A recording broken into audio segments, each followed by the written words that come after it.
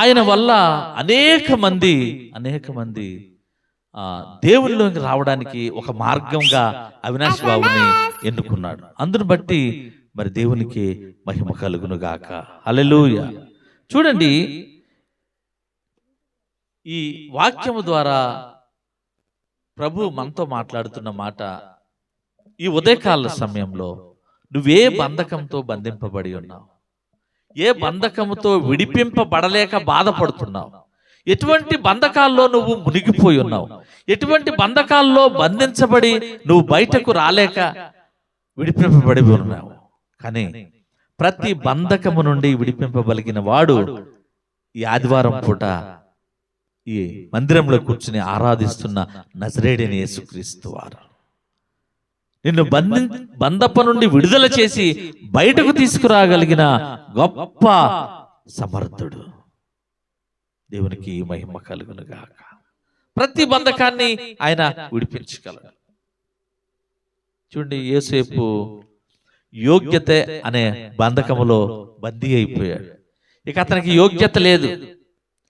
అన్నలో గోతిలోకి తోసివేశారు, చేతిలో రూపాయి లేదు, లోకం ఎలా ఉంటుందో తెలియదు. నాన్న మాటలు విని నాన్న దగ్గర పెరిగిన యోసేపు, తండ్రి ప్రేమ తప్ప ఏమీ తెలియని యోసేపు, ప్రేమను పంచడమే తెలుసు గాని ప్రేమను తిరస్కరించడం తెలియని యోసేపు ఏం చేశాడంటే ఒక అద్భుతమైన మార్గాన్ని ఎంచుకున్నాడు. ఏంటంటే దేవుని పక్షంగానే ఉండాలి. ఏ పరిస్థితుల్లో అయినా, ఏ దేశంలోనైనా నేను నా దేవుని పక్షంగా ఉండాలని ఒక బంధకంతో బంధింపబడిపోయాడు. ఏ బంధకం అది? దైవ బంధకం, ప్రేమ బంధకంతో నిండిపోయాడు యోసేపు. ఇక అక్కడికి వెళ్ళినా, పోతీఫర్ ఇంటికి వెళ్ళాడు. అక్కడ అపవాది పోతీఫరు భార్య చేత శోధించింది, కానీ అక్కడ ఆ బంధకం నుండి విడిపింపబడ్డాడు. కానీ ఏ బంధకముతో బంధింపబడి ఉంటే ఈ పాప బంధకాలు విడిపింపబడ్డాడు? దేవుని యొక్క బంధకంతో బంధింపబడి ఉంటే పాప బంధక కట్లన్నీ కూడా ఏమైపోతాయి అంటే కట్లు పటాపంచలు తెగిపోతాయి. యోసేపు యొక్క పాపపు కట్టు అక్కడ వ్యభిచారపు కట్టు కట్టబడి ఉంది. పోతీఫర్ అంటుంది, రా, ఎవరు లేరు, పిచ్చోడా, అవకాశం దొరికింది, రా. మా ఆయన ఊరెళ్ళాడు, వారం దాకా రాడా, దూరదేశం వెళ్ళాడు, రాడు, రా, మందే రాజ్యం అంటుంది. అప్పుడు యోసేపు ఏం చేయాలి? యవ్వనుడు, పెళ్లి కాలేదు, పర్లేదు, ఎవరు లేదంటుందిగా, మనకెందుకు, ఆమె రమ్మంటుంది అనొచ్చుగా. కానీ దైవ బంధకం చేత బంధింపబడి ఉన్న యోసేపు అద్భుతమైన ప్రణాళికతో ఆ పాపం నుండి పారిపోయాడండి. వ్యభిచారపు కట్టు చటాలు తెగిపోయిందంతే. హల్లెలూయా.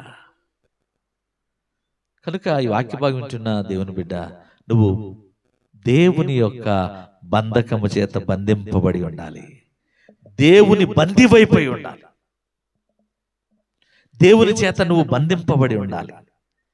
నీ చుట్టూ కూడా దేవుని యొక్క ప్రేమ కంచె, దేవుని యొక్క అగ్ని కంచె ఎప్పుడు కూడా ఎల్లప్పుడూ స్థలాలు మారినా, దిశలు మారినా, ప్రాంతాలు మారినా, దేశాలు మారినా, నువ్వు ఎక్కడ ఉన్నా సరే అది ఆ కట్టు బందీవై నువ్వు ఉండాలి. ఆ కట్టు కట్టబడి నువ్వు ఉంచుకోవాలి. దేవునికి మహిమ కలుగును గాక. హన్నా ఒక అద్భుతమైన బంధకం చేత విడిపింపబడింది. గర్భఫలం లేదు, అందరు కూడా అవమానిస్తున్నారు. ఎల్కానా అంటాడు, 10 మంది కుమారుల కంటే నేను శ్రేష్టమైన వాడిని కాదా, ఓదార్చడానికి భార్యను అంటాడు. నువ్వు ఇష్టమే కానీ నాకు పిల్లలు లేరు అంటది. మళ్ళీ నేనున్నా కానీ నువ్వు ఉంటే ఉన్నావు ఓకే, కానీ పిల్లలు లేరు అంటది. పిల్లలే, భర్తే కదా, ఎవరిది వారిదే కదా, పిల్లలు లేరు అని చాలా బాధపడింది. ఎల్లప్పుడూ కూడా దేవుని ఆత్మతో సంధింపజేసే ప్రార్థన చేసేది. బిడ్డల కోసం ఎంతో తాపత్రయపడింది. దేవుని పక్షంగా ఆమె ఒక తీర్మానం తీసుకుంది.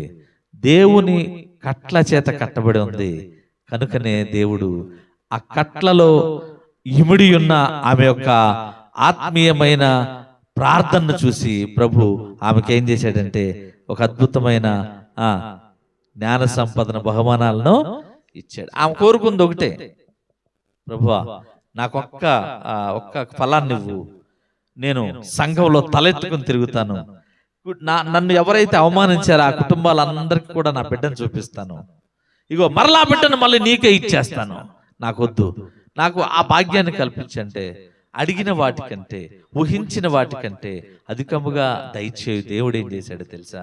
ఒక్క ఫలాన్ని అడిగితే 6గురినిచ్చాడు.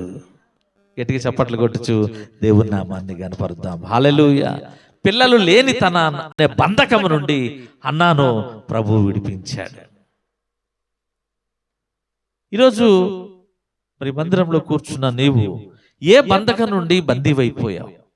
ఏ బంధకం నుండి విడిపింపబడలేకపోతున్నావు? ఏ బంధకంలో నువ్వు కూరుకుపోయి ఉన్నావు? ఏ బంధకంలో అయ్యా ఇక నేను చేయలేను, ఇక నేను రాలేను, నేను ఇక ఈ బంధకం నుండి విడిపింపబడలేను అన్న బంధకం ఏదైనా ఉందా? ఏదైనా చేయగలిగిన వాడు, రాజశాస్త్రాలను మార్చగలిగిన వాడు, సృష్టిని తారుమారు చేయగలిగిన వాడు నజరేయుడైన యేసుక్రీస్తు. నువ్వు ఆరాధిస్తున్న దేవుడు, ఆయనకు అన్నీ సాధ్యమే. తగిన సమయమందు నీ జీవితంలో కూడా ఒక అద్భుత కార్యాన్ని, ఒక ఆశ్చర్యాన్ని చేయగలిగిన ఆ గొప్ప దేవుడమ్మా. ప్రార్థించండి, అడగండి. ఆయన అద్భుతంగా నువ్వు బందీవై ఉన్న ప్రతి బంధకం నుండి ఆయన విడిపించి ఉంటాడు. సాతాను నిన్నెప్పుడు కూడా బంధించి ఉంచలేదు. ఎందుకంటే పాపం నిన్ను అణిచిపెట్టి ఉంచలేదు, నిరాశ కూడా నిన్ను ఏమీ చేయలేదు. ఆయన బందీవై ఉంటే నువ్వేళ్ళు బందీవై ఉండాలంటే దేవుని యొక్క బందీవై ఉండాలి. ఆయన ప్రేమ చేత, ఆయన కృప చేత నువ్వు బంధింపబడి ఉండాలి. వాక్యభాగం వింటున్న దేవుని బిడ్డ, నువ్వు ఒకసారి ఆత్మ పరిశీలన చేసుకోండి. మనం ఏ బంధకము చేత బంధింపబడి ఉన్నాం? ప్రభువు చెప్తున్న మాట ఏంటంటే, యెహోవా బంధింపబడిన వారిని అందరినీ విడుదల చేయును. ఏమండి, ఆయన చెప్తున్న మాట ఏంటంటే, బంధింపబడిన వారిని అందరినీ విడుదల చేయును. అంతేగాని నమ్మిన వారినే అని అనలేదండి. పాపము చేయకుండా ఉన్నవారినే అని అనలేదండి. వర్గము చెప్పలేదండి, రంగు చెప్పలేదండి.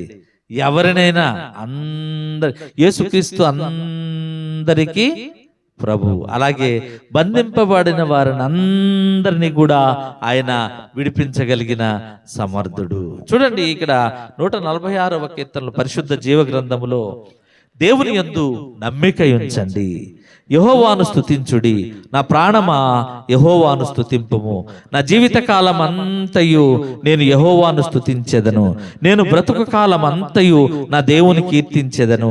రాజుల చేతనైనను నరుల చేతనైనను రక్షణ కలుగదు, వారిని నమ్ముకొనకుడి, వారి ప్రాణము వెడలిపోవు, వారు మంటి పాలగుదురు, వారి సంకల్పములు నాడే నశించును. ఎవనికి యాకోబు దేవుడు సహాయమగునో, ఎవడు తన దేవుడైన యెహోవా మీద ఆశ పెట్టుకొనునో వాడు ధన్యుడు. ఆయన ఆకాశమును భూమిని సముద్రమును దానిలోని సర్వమును సృజించిన వాడు. ఆయన ఎన్నడూను మాట తప్పని వాడు. బాధపరచబడు వారికి ఆయన న్యాయము తీర్చును, ఆకలి కొనిన వారికి ఆహారము దయచేయును. యెహోవా బంధింపబడిన వారిని విడుదల చేయును. యెహోవా గ్రుడ్డివారి కన్నులు తెరవజేయువాడు. యెహోవా కృంగిన వారిని లేవనెత్తువాడు. యెహోవా నీతిమంతులను ప్రేమించువాడు. యెహోవా పరదేశులను కాపాడువాడు.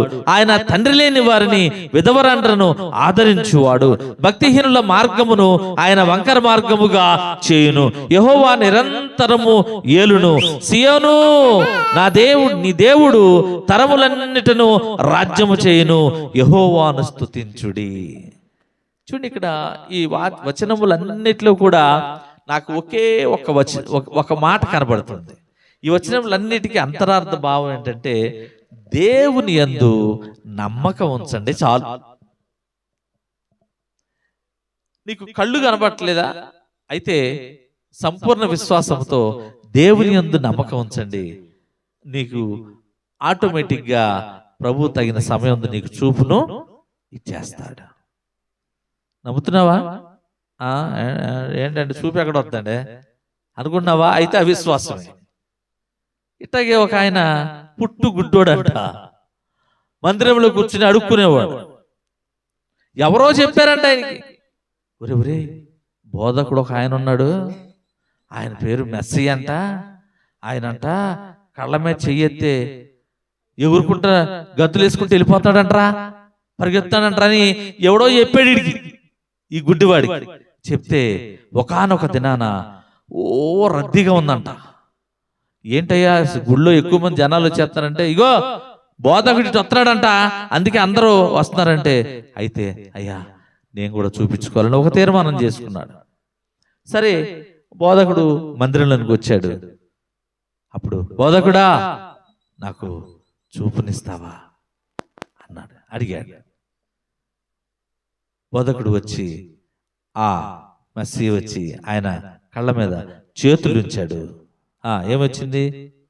ఇప్పుడు ఆ గుడ్డివానికి అంధకారం అనే బంధకము నుండి విడిపింపబడ్డా లేదా? పుట్టు గుడ్డోడంట, 50 సంవత్సరాలు ఉంటాయి. 50 సంవత్సరాల నుంచి చీకట్లో ఉన్నాడు. రంగేంటో తెలియదు, ఊళ్ళు ఎలా ఉంటాయో తెలియదు, వెలుగు ఎట్టా ఉంటుందో తెలియదు. ఒకసారి మీరు అందరు కళ్ళు మూసుకోండి. కళ్ళు మూసుకుంటే ఏం కనబడుతుంది? ఆ చీకట్లోనే బతికాడు 50 సంవత్సరాలు. ఏం తెలియదు, చెట్టు ఎలా ఉంటుందో తెలియదు, పుష్పాలు ఎలా ఉంటాయో తెలియదు, కాయలు ఎట్టుంటుందో తెలియదు, స్పర్శ గాని నేత్ర చూపు లేనివాడు. కానీ దేవుడు ఆయన్ను అంధకారం అనే బంధకం నుండి విడిపించి చక్కని చూపునిచ్చాడు, చక్కని వెలుగును ప్రసాదించాడండి. ఇక్కడ గుడ్డివారి కన్నులు తెరవజేయవాడు, కృంగిన వారిని లేవనెత్తువాడు. 8వ వచనం, యెహోవా నీతిమంతులను ప్రేమించువాడు, యెహోవా పరదేశులను కాపాడువాడు. ఈ ఇన్ని బంధకాల నుండి ఆయన బంధింపబడి ఉన్న ప్రతి ఒక్కరిని అందరినీ నేను విడుదల చేస్తానని చెప్తున్న మాట. వాక్యభాగం వింటున్న దేవుని బిడ్డ, నీకు తెలిసిన వారు, నీ బంధువులు, నిన్ను ఎరిగిన వారు ఎవరో ఒకరు నిత్యము ఏదో ఒక బంధకంలో బంధింపబడి ఏం చేయాలో తెలియక, ఎటు వెళ్లాలో పాలుపోక, ఎవరిని అడగాలో గ్రహింపు లేక సతమతం అవుతున్న కుటుంబాలు ఎన్నో ఉన్నాయి. వారిని చూసి నువ్వు ఊరికే వెళ్లకుండా వారి దగ్గరకు వెళ్ళి దేవుని యొక్క ఆదరణకరమైన మాటలు చెప్పి వారి కొరకు నువ్వు ప్రార్థన చేస్తే వారు ఆ బంధకం నుండి తప్పకుండా ఉపశమనం కలిగి వాళ్ళకి ఒక ఆశ కలిగి జీవితం మీద తప్పకుండా వాళ్ళు ఆ మార్గం నుండి బయటపడే ఆలోచనలు చేస్తారు. కనుక వాక్య భాగం వింటున్న దేవుని బిడ్డ, బంధకములో ఉన్న వారందరినీ దేవుడు విడిపిస్తానని ఈ ఆదివారపు దినం మనం అందరికీ చేస్తున్న వాగ్దానం. మరి మనం ఏ బంధకాల్లో బంధింపబడి ఉన్నారో ఎవరి బంధకాలు వాళ్ళకే తెలుసు. మన బంధకం పక్కోడికి తెలియదు, ఎందుకంటే మనం అన్ని దాచేస్తాం, కప్పుకుంటాం. పైకేమో అబ్బో చాలా క్లాస్గా, పైకేమో మనం చాలా వేషధారణగా, పైకేమో చాలా హుందాగా కనపడతాం. కానీ మన లోపలంతా కూడా భయము, లోపలంతా కూడా అంధకారం, మన లోపలంతా కూడా పాపము, లోపలంతా కూడా దేవునికి వ్యతిరేకమైనదే ఉంది. కనుక ప్రియ దేవుని బిడ్డలారా, నా మాటలు గమనించి, దేవుడు ప్రతి బంధకం నుంచి విడిపింపబడే దేవుడై ఉన్నాడు. కనుక బంధకాలను బంధింప చేయకుండా బంధకాల నుండి విడిపించగలిగిన నజరేయుడైన యేసుక్రీస్తు వారి వైపు మనం తిరుగుదాం. అనేక మంది బంధకాలను మనము వారి నుండి విడిపించేటట్లుగా మనం చేద్దాం. మన ప్రార్థన ద్వారా అనేక బంధకాలు విడిపోనట్లుగా మనము పూనుకుందాం. తల్ల వంచండి, ప్రార్థన చేసుకుందాం. మహాపరిశుద్ధుడా, మహోన్నతుడా, మీకు వందనాలు ప్రభువా, స్తోత్రాలు. గడిచిన కాలం అంతా కూడా అయ్యా నేను ఎన్నో బంధకాల్లో ఉన్నానయ్యా. ఆ బంధకాల నుండి విడిపింపబడలేక సతమతం అవుతున్న పరిస్థితులు ప్రభువా, ఆ బంధకం నుండి విడిపించండి తండ్రి. అయ్యా, మీరు ఎన్నో బంధకాల నుండి విడిపించారు. గుడ్డివారికి చూపునిచ్చారయ్యా, కుంటివారిని నడిపించారు ప్రభు. చాంద్ర రోగము గలవారిని విడిపించారయ్యా, కుష్ఠవ్యాధి గలవారిని విడిపించారయ్యా, సింహపు నోటి నుండి విడిపించారయ్యా, సముద్ర తుఫానుల నుండి విడిపించారయ్యా, అనేక శత్రు రాజ్యాలు మీదికి వస్తుంటే మీరు విజయమునిచ్చారయ్యా. సముద్రము నుండి, ఎర్ర సముద్రము నుండి మమ్మల్ని విడిపించారయ్యా, గోతిలో నుండి విడిపించారయ్యా, అంధకారపు లోయలో నుండి విడిపించారయ్యా, అగాధపు సముద్రాల నుండి విడిపించారయ్యా.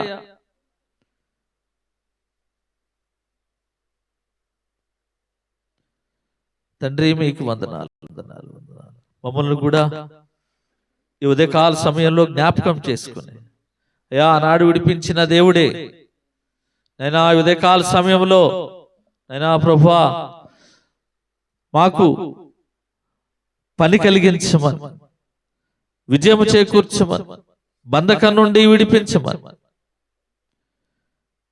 సమస్తము మీ చేతులకు అప్పచెప్తున్నాం తండ్రి. దేవుని బిడ్డ, నువ్వు నమ్మాలి. దేవుని యందు నమ్మిక ఉంచు బిడ్డ, దేవుని యందు విశ్వాసం ఉంచు. ఆనాడు షడ్రక్, మేషక్, అబేద్నెగోలను విడిపించిన దేవుడే, ఆ అగ్ని బంధకము నుండి విడిపించిన దేవుడే, అగ్నిగుండములో బందీవై ఉన్న ఆ ముగ్గురిని విడిపించిన దేవుడే ఉదయకాల సమయంలో అగ్ని వంటి బంధకాల్లో ఉన్న మనందరినీ కూడా విడిపింపబోతున్నారు. ఆనాడు సింహపు నోటి నుండి దానియేలును విడిపించిన దేవుడే ఉదయకాల సమయంలో మరణకరమైన పరిస్థితుల నుండి మనం విడిపించబోతున్నాడు.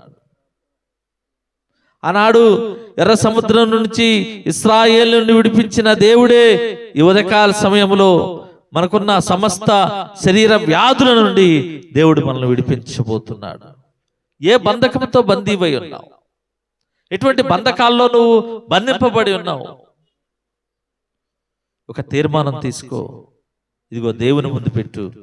ప్రభు నిన్ను అద్భుతంగా దీవించి నువ్వున్న ప్రతి బంధకాన్ని పటాపంచలు చేసి, నువ్వున్న ప్రతి అజ్ఞానపు కట్ల నుండి, పాపపు కట్ల నుండి నిన్ను విడిపించి విడుదల చేసి నిత్య రాజ్యంలో ప్రవేశానికి అర్హుణ్ణి చేస్తాడు.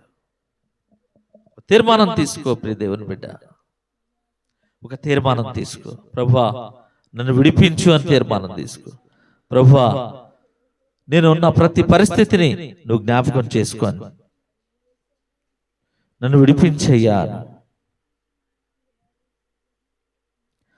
కలవరపడినే కొండల వైపు కన్నులెత్తుదునా, కలవరపడినే కొండల వైపు కన్నులెత్తుదునా, నా సహాయము నీవేగా, నా యేసు నా రాజా, నా సహాయము నీవేగా, నా యేసు నా రాజా. తల్లి వలె ప్రేమించును, తండ్రి వలె ప్రేమించును, కాపరి వలె కాపాడును, వైద్యునిలా స్వస్థపరచును. తల్లి వలె ప్రేమించును, తండ్రి వలె పోషించును, కాపరి వలె కాపాడును, వైద్యునిలా స్వస్థపరచును. నా దేవుడు ప్రతి అవసరమును తీర్చును మహిమైశ్వర్యములో, నా దేవుడు ప్రతి అవసరమును తీర్చును మహిమైశ్వర్యములో. తల్లి వలె పోషించును, తండ్రి వలె ప్రేమించును, కాపరి వలె కాపాడును, వైద్యునిలా స్వస్థపరచును. తల్లి వలె ప్రేమించును, తండ్రి వలె పోషించును, కాపరి వలె కాపాడును, వైద్యునిలా స్వస్థపరచును. నా దేవుడు ప్రతి అవసరమును తీర్చును మహిమైశ్వర్యములో. నా దేవుడు ప్రతి అవసరమును తీర్చును మహిమైశ్వర్యములో. మహాపరిశుద్ధుడా, మహోన్నతుడా, మీ బలమైన ఘనమైన జీవము కలిగిన నామమునకు స్తోత్రములు నాయన. మేమేమై ఉన్నామో అది కేవలం నీ కృప మాత్రమే తండ్రి. అయా, అల్పులము అయోగ్యులమైన మాతో ఈ ఉదయకాల సమయంలో అద్భుతమైన జీవము కలిగిన వాక్కును దయచేశారయ్యా. మిమ్మల్ని అందరినీ కూడా, బంధకముల్లో ఉన్న వారిని అందరినీ నేను విడిపిస్తాను అని అద్భుతమైన మాటను మాకు దయచేశారు.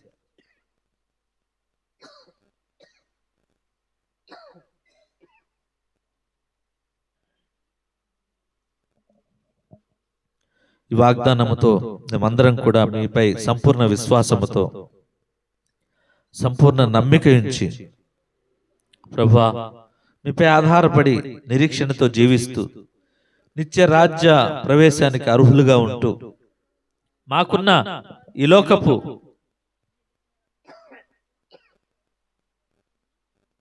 మేము బంధీమై ఉన్న శరీర బంధకాల నుండి, భౌతికమైన బంధకాల నుండి విడిపింపబడి ఆత్మీయ బంధకాల్లో బంధింపబడి మేము ఉండునట్లుగా సహాయం చేయండి. అన్నాడు యోసేపు ఆత్మీయ బంధకములో బంధింపబడి ఈ లోకపు బంధకాలన్నిటినీ కట్లు తెంచుకుంటూ అయా ఐగుప్తు ప్రధానమంత్రిగా నియమింపబడ్డాడు. ప్రభువా మీకు వందనాలు తండ్రి. అటువంటి ఆత్మీయ బంధకాన్ని మేము కూడా ఆత్మీయ బంధకములో ఇమిడి ఉండుటకు అయా మాకు సహాయం చేయండి. మా బుద్ధిని మార్చండి, మా మతిని మార్చండి, మా ప్రవర్తన మార్చండి, మా యొక్క నడవడికను మార్చండి.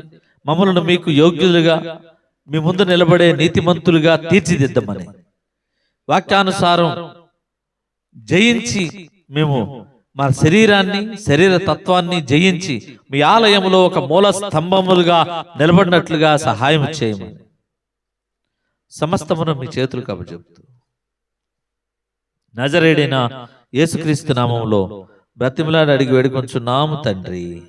ఆమేన్, ఆమేన్. తండ్రి యొక్క ప్రేమ, కుమారుని యొక్క కృప, పరిశుద్ధాత్మక అన్యోన్య సహవాసం మనందరికీ తోడయుండి నిరంతరం నడిపించునుగాక, బలపరచునుగాక.